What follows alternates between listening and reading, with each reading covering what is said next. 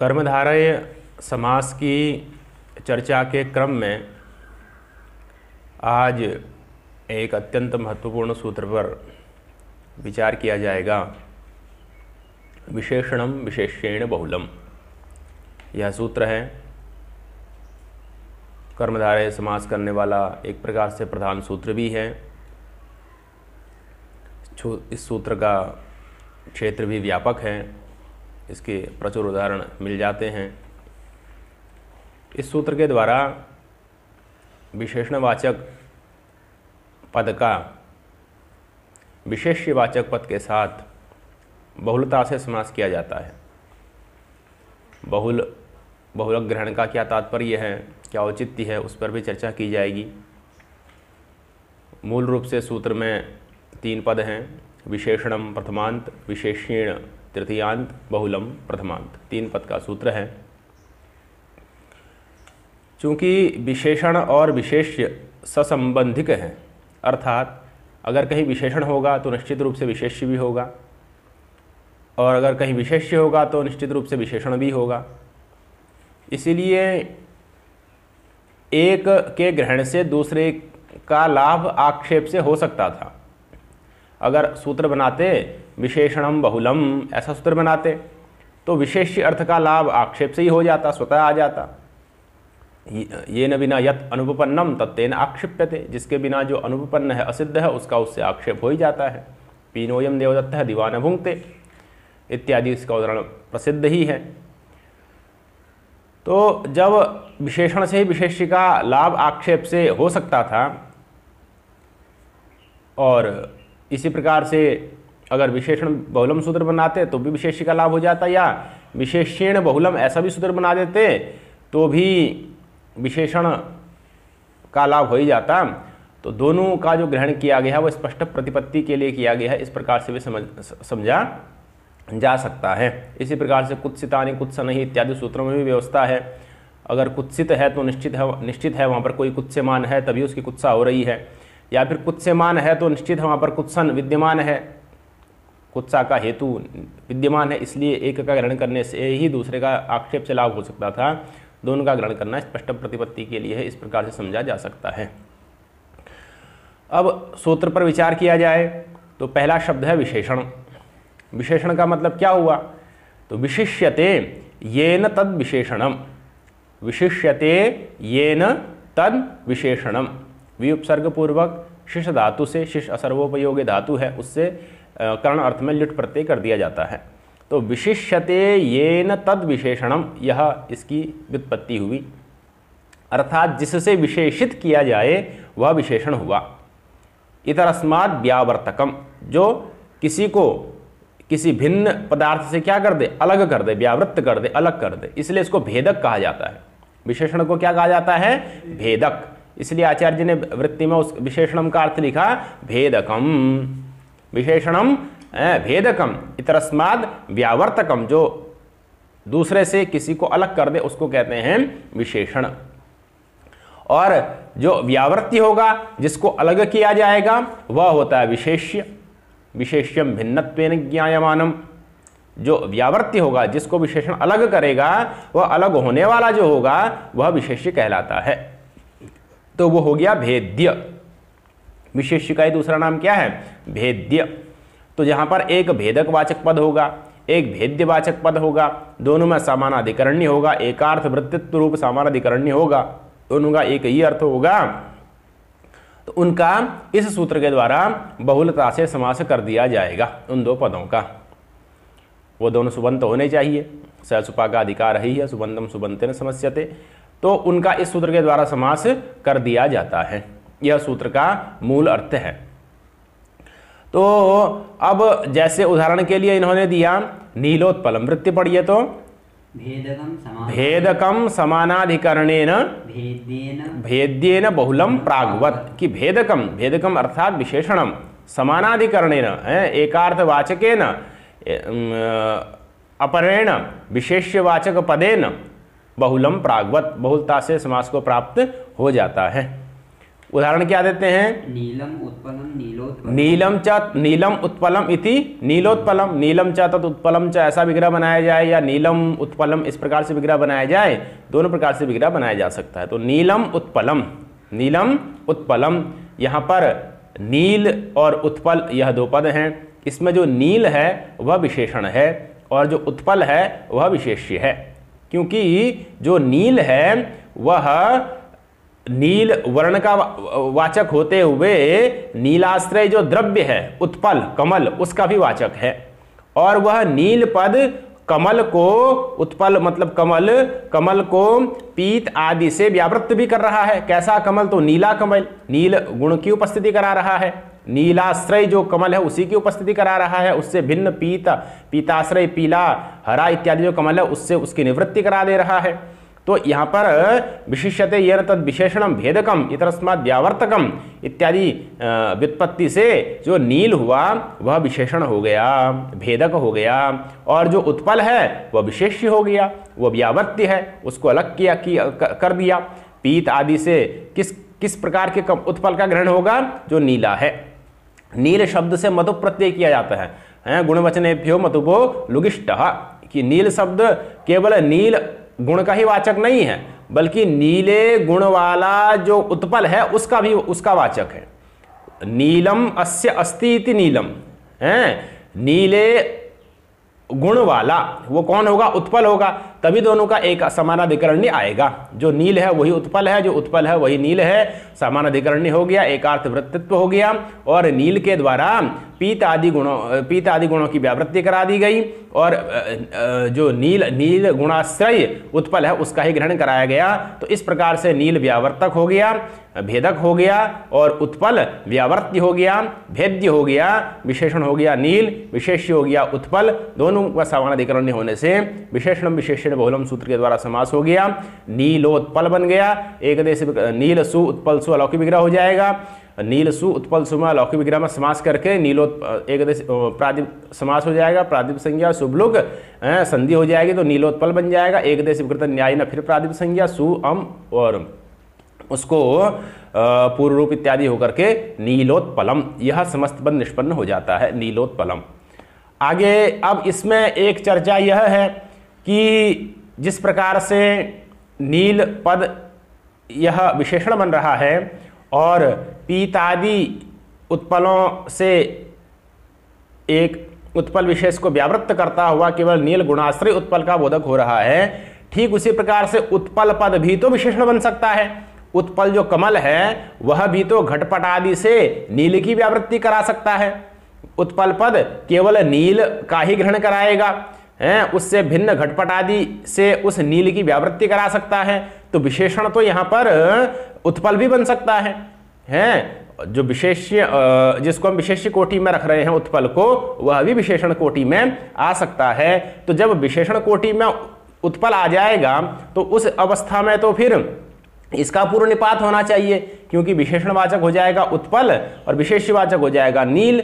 विशेषण विशेषण बहुलम में विशेषणवाचक विशेषण में ही प्रथमा है, प्रथमा निर्दिष्ट होगा उत्पल, जो प्रथमांत होगा वही होगा। तो विशेष्य हम किसको बना देंगे?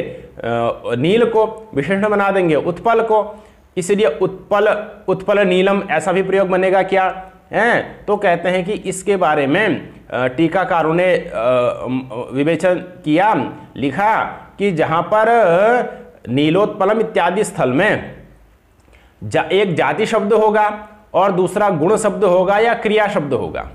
एक जाति शब्द जातिवाचक शब्द होगा, दूसरा गुणवाचक शब्द या क्रियावाचक शब्द होगा। ऐसी स्थिति में जहां पर समास होगा, एक जातिवाचक शब्द हो, जातिवाचक शब्द का अगर गुणवाचक शब्द के साथ समास हो रहा है, या फिर जातिवाचक शब्द का क्रियावाचक शब्द के साथ समास हो रहा है, तो जातिवाचक शब्द हमेशा विशेष्य ही रहता है। जातिवाचक शब्द का अगर गुणवाचक शब्द के साथ समास हो या क्रियावाचक शब्द के साथ समास हो, तो जो जातिवाचक शब्द होगा वह हमेशा विशेष्य ही रहेगा। जैसे नीलोत्पलम, यहाँ पर उत्पल जो है वह उत्पल जाति का बोधक है, कमल जाति का बोधक है और नील गुण का बोधक है। तो ऐसी स्थिति में जो उत्पल जातिवाचक है उसका नील इस गुणवाचक के साथ समास हो रहा है तो यह उत्पल विशेष्य ही रहेगा, यह विशेषण नहीं बनेगा। इसलिए नीलोत्पलम ऐसा ही रूप रहेगा, उत्पल नीलम इस प्रकार का रूप नहीं बनेगा।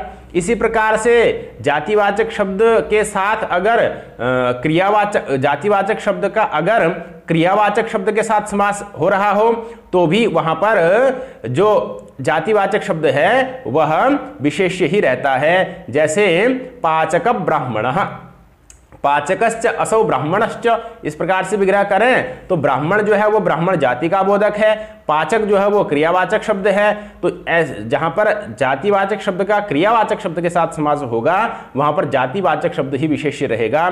तो ब्राह्मण पाचकः इस प्रकार का न होकर के पाचक ब्राह्मणः इस प्रकार का ही प्रयोग होगा।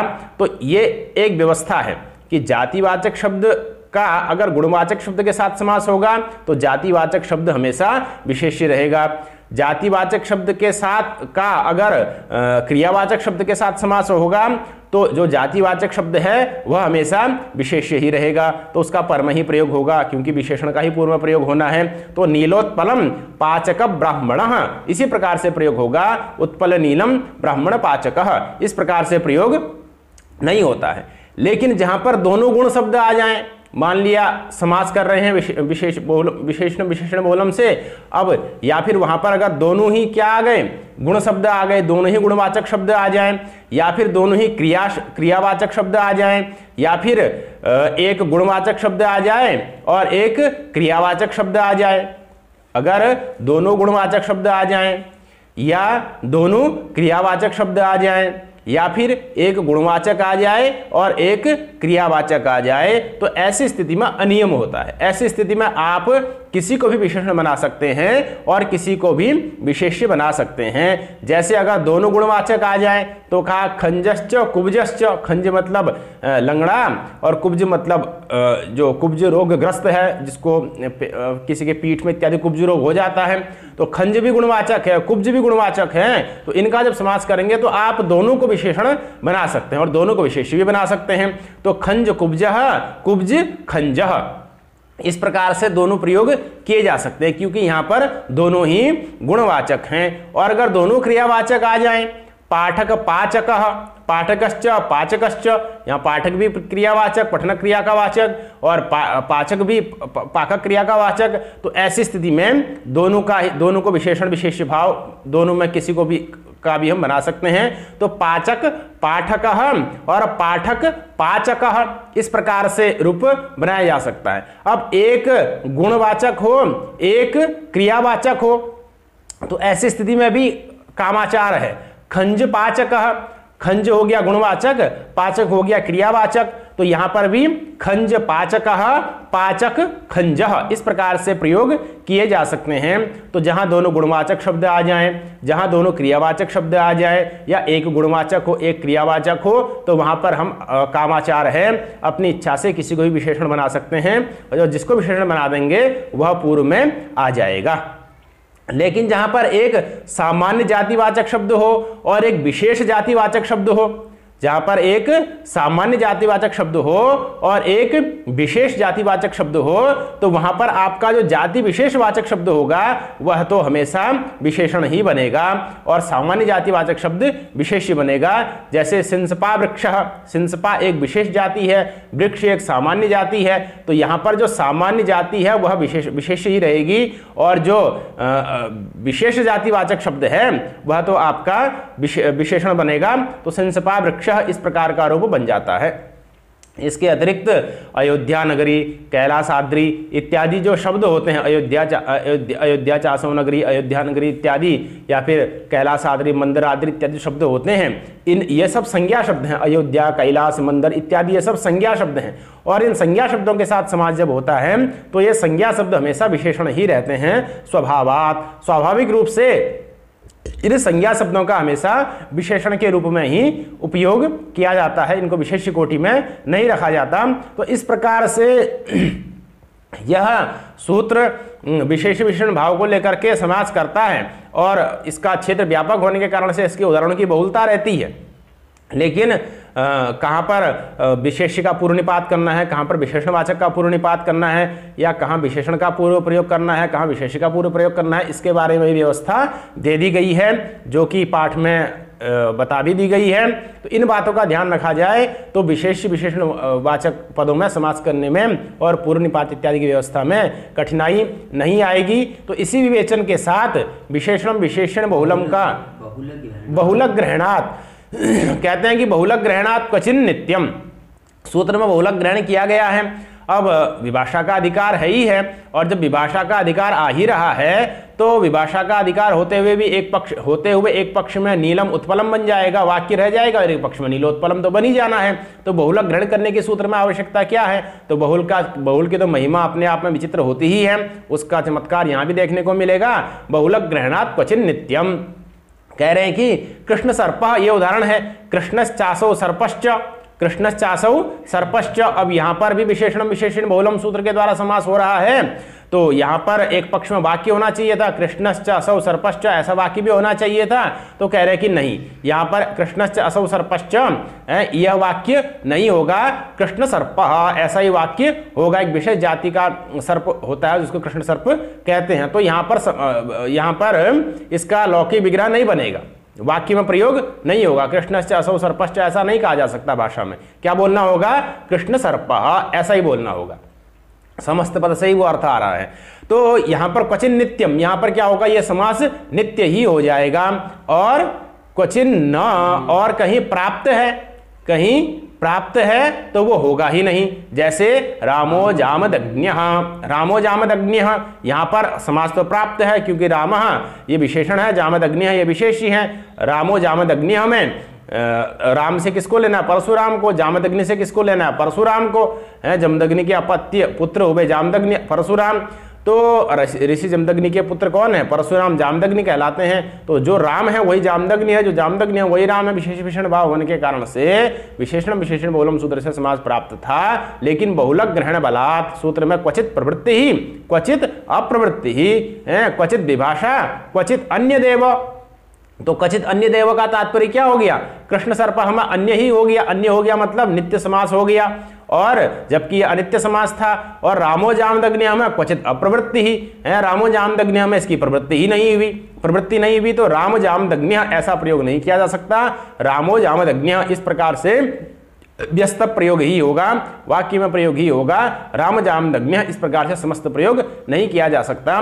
तो ये बहुलक ग्रहण की अनुवृत्ति से हो जाता है। और इस बहुलक ग्रहण का आगे भी जो अग्रिम सूत्र है, पूर्वापर प्रथम चरम जगन्य समान मध्य मध्यम वीराश्च, इस सूत्र में बहुलक ग्रहण की अनुवृत्ति जाती है। और बहुलक ग्रहण की अनुवृत्ति होकर के एक वीरह इत्यादि रूपों की सिद्धि उसमें भी होती है। तो पूर्वापर प्रथम चरम जगन्य समान मध्य मध्यम वीराश्च यह सूत्र अग्रिम सूत्र है। उसके उसी क्रम में कर्मधारय समास के विधायक अन्य भी सूत्र आएंगे, और उसी क्रम में एक महत्वपूर्ण चर्चा भी आएगी पुंवद भाव प्रकरण की, जो कि पुंवद कर्मधारय जातीय देशीयेषु सूत्र के माध्यम से पुंवद भाव होता है। कृष्ण चतुर्दशी इत्यादि रूप की सिद्धि होती है, जो कर्मधारय का एक महत्वपूर्ण प्रसंग भी समझा जाता है, जिसकी चर्चा अग्रिम पाठ में की जाएगी।